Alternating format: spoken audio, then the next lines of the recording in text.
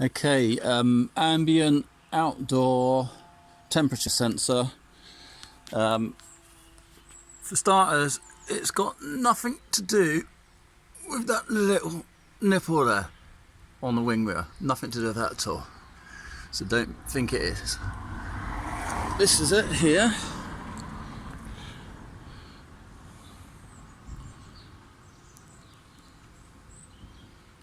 Yeah, and this one is rounded. On the Trafic it's more square, and the Vivaro and the Primastar it's this shape, and it goes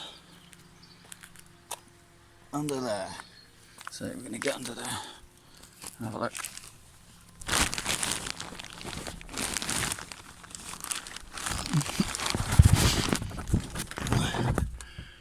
And that's where it plugs into that there. So it plugs into there, and then you secure it up there. So that is the outside ambient air temperature sensor connection. So it's just behind the front grille.